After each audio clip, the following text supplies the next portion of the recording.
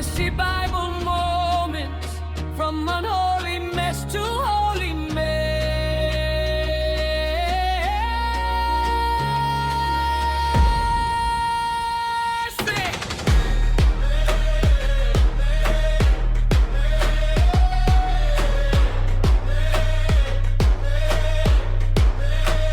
David had been through everything: betrayal, war, a son who tried to kill him, barefoot on a dusty road, bodies on a hill, 3 years of famine, and on the other side of all of it, this man opened his mouth and sang.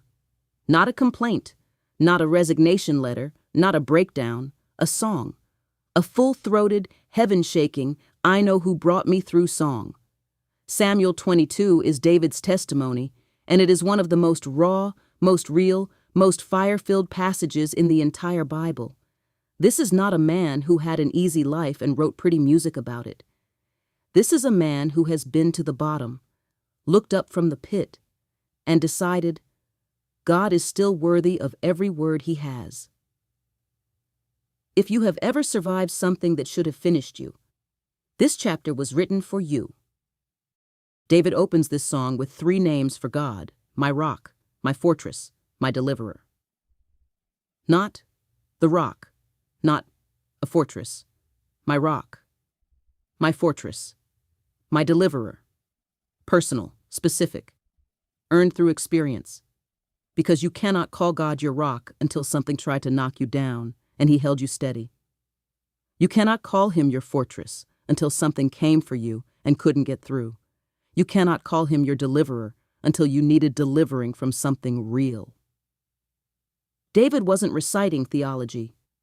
He was reporting field experience. Every name he called God in this song, he had tested in real life and found absolutely true.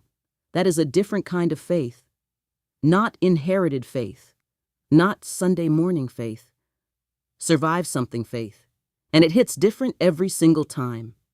David said, I called on the Lord in my distress. Not, I called when I had it together. Not, I called when I felt spiritual enough.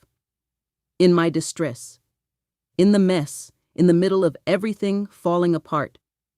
And then he describes what God did. And it reads like the most dramatic rescue scene ever written. The earth shook. Smoke from God's nostrils. Fire from his mouth. He parted the heavens and came down.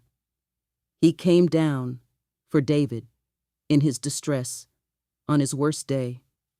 Beloved, the same God who shook the earth for David hears your voice when you call from your mess. He is not too busy, not too distant, not waiting for you to clean yourself up first. Call him. From wherever you are, and watch what moves. David says something in this song that will make you wrestle if you have been following this series.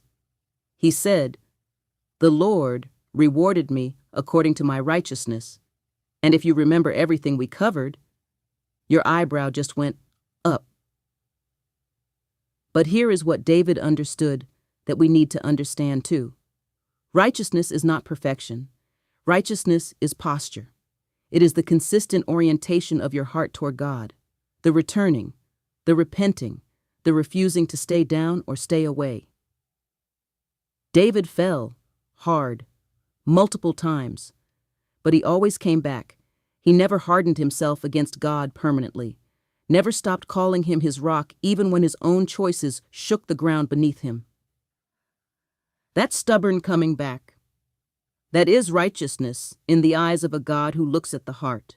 David said, with the merciful, you show yourself merciful. With the pure, you show yourself pure. How you come to God shapes what you receive from him, not because God changes, but because a hard heart cannot receive what an open heart can. David had seen both sides. He came to God hard and defensive after sin and felt heaven's silence. He came broken and honest and felt immediate forgiveness and restoration. Same God, different posture, completely different experience. Come humble, come honest, come with your whole broken self and nothing hidden, because God meets the honest mess with mercy every single time, every single time. David said, "You are my lamp, O Lord. You lighten my darkness. Not, you give me a lamp. You are my lamp. A lamp you carry can be lost, blown out, run out of oil. But when God is your light, the source of the light is the source of your life. You cannot lose him in the dark, cannot drop him when your hands are shaking. He does not run out." David had been in very dark places, caves, a rooftop that led to devastation, a road fleeing his own son. In every single dark place, God was already there. Already lit, already enough. You are not navigating your darkness alone. The lamp is already in the room. It never left. David said, "By you I can run through a troop. By my God I can leap over a wall."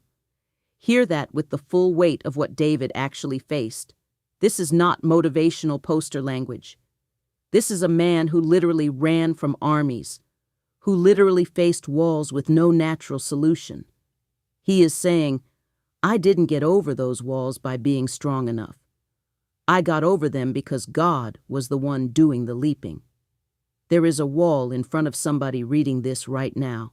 Looks permanent. Looks immovable. Looks like the end of the road. David is standing on the other side telling you, the God who carried me over is standing with you right now. The wall is not your final destination.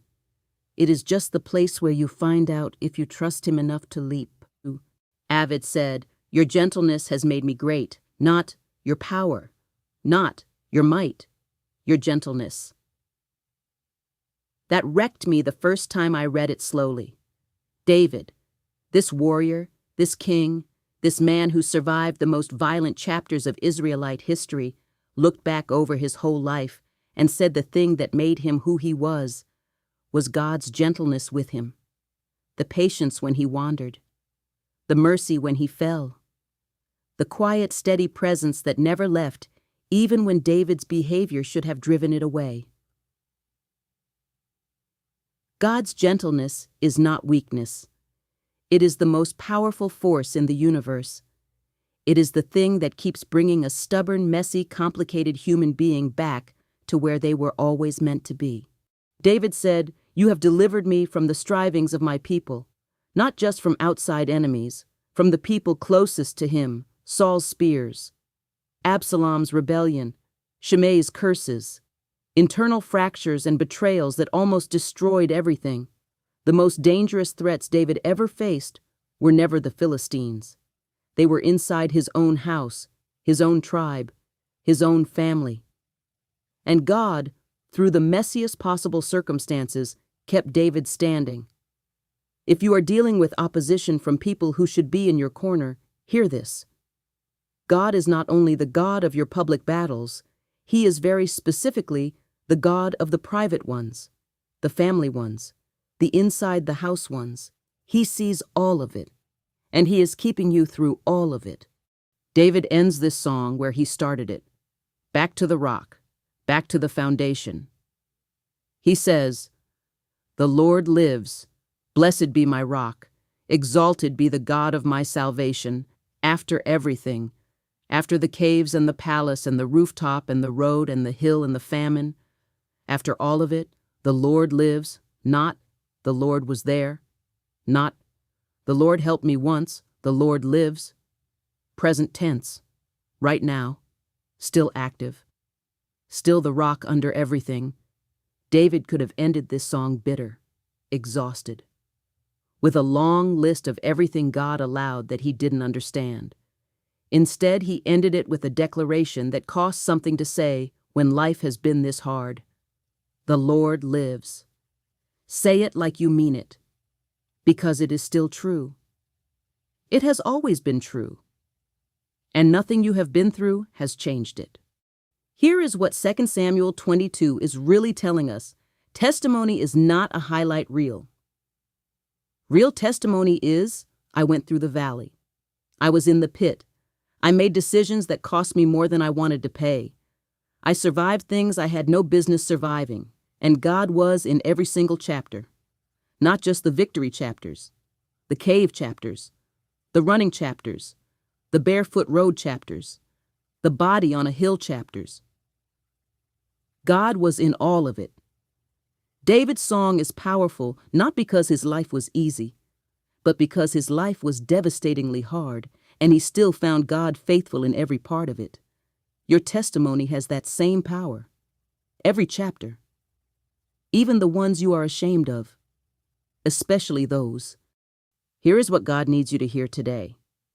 You have a song too. You may be in a chapter that feels more like a cave than a chorus, more like a barefoot road than a victory lap. But David wrote this from the other side of everything. And he needs you to know, there is another side. The pit has a top. The cave has an exit. The famine ends. When you get there, open your mouth. Tell it raw. Tell it honest. Tell it with all the mess still visible, because the mess is what makes the miracle undeniable. Your worst chapters are not disqualifications. They are the very things that make your testimony impossible to argue with. You have a song, and somebody needs to hear it. And honey, just wait until the next episode. Because 2 Samuel 23 is David's last words. What a man says when he knows his time is almost up. That is a whole different level of raw. You are not ready.